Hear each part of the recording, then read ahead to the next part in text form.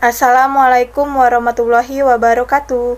Kami dari kelompok 10 yang beranggotakan saya sendiri, Nyimas Siti Fatimah Harunisya, Wulan dari Gustiani dan juga Nurjana Febrianti akan membahas tentang perubahan wilayah Indonesia. A. Perubahan wilayah provinsi di Indonesia. Negara Kesatuan Republik Indonesia atau NKRI merupakan negara kepulauan.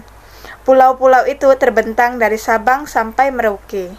Menurut catatan Dinas Hidrooseanografi Angkatan Laut Republik Indonesia tahun 1999, wilayah NKRI mempunyai 17.508 pulau. Sekitar 11.464 pulau sudah diberi nama dan 931 pulau diantaranya sudah berpenghuni. Letak astronomis adalah letak suatu wilayah berdasarkan garis lintang dan garis bujur. Adapun letak geografis adalah suatu wilayah berdasarkan kenyataan di bumi. 1. Wilayah provinsi. Provinsi atau daerah tingkat 1 meliputi wilayah kabupaten, kota, dan kota administratif. Pada awal kemerdekaan, KRI mempunyai 8 provinsi. Kedelapan provinsi tersebut yaitu Sumatera, Jawa Barat, Jawa Tengah, Jawa Timur, Sunda Kecil, Kalimantan, Sulawesi, dan Maluku. Kini, jumlah provinsi di wilayah NKRI mengalami pemekaran.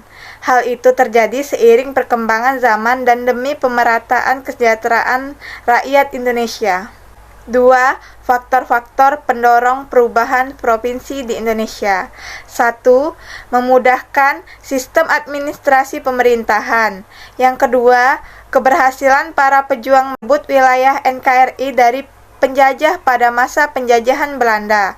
Tidak semua wilayah Indonesia diakui oleh Belanda. Yang ketiga, adanya jejak pendapat Provinsi Timor Timur bersatu NKRI pada tanggal 15 Juli 1976.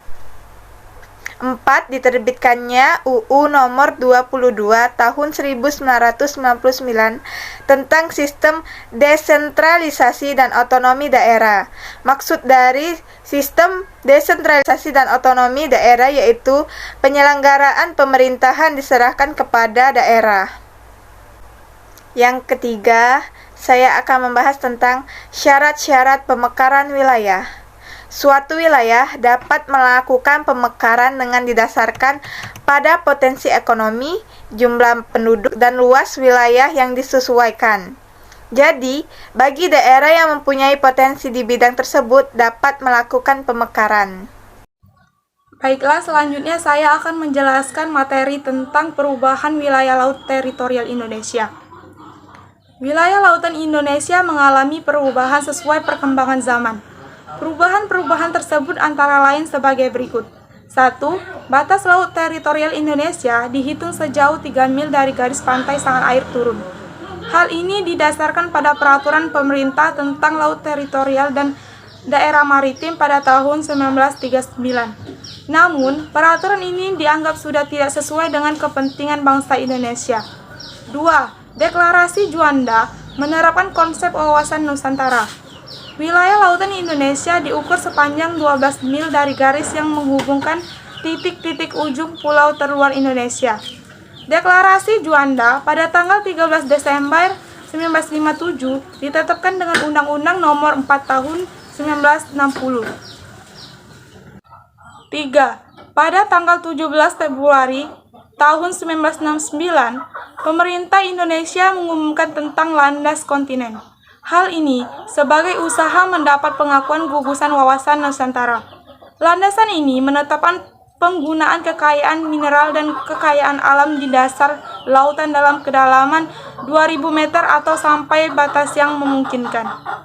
4. Konferensi Hukum Laut Internasional di Jamaika tahun 1982 memutuskan wilayah laut bagi negara kepulauan dihitung sejauh 200 mil dari garis pangkal teritorial. Sebagai tidak lanjutnya, pemerintah Indonesia mengeluarkan Undang-Undang Nomor 5 Tahun 1983 tentang Zona Ekonomi Eksklusif atau biasa disebut dengan ZI. Z adalah batas wilayah laut Indonesia sejauh 200 mil diukur dari garis pangkal. Sesuai dengan ketentuan Z, Indonesia berhak dan berdaulat atas eksplorasi dan eksploitasi. Selanjutnya saya akan menjelaskan tentang otonomi daerah dan pemekaran wilayah Dati 2. Otonomi daerah terbagi menjadi dua, yaitu Dati 1 dan Dati 2. Dati 1 sering kita sebut dengan provinsi. Provinsi dikepalai oleh gubernur. Gubernur bertanggung jawab kepada DPRD 1.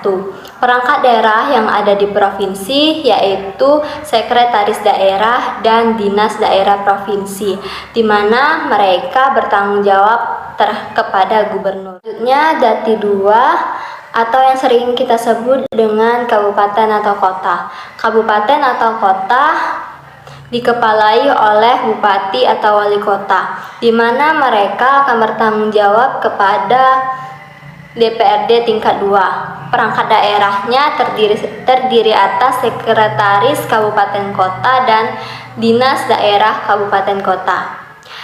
Perangkat daerah bertanggung jawab langsung kepada kabupaten atau wali kota.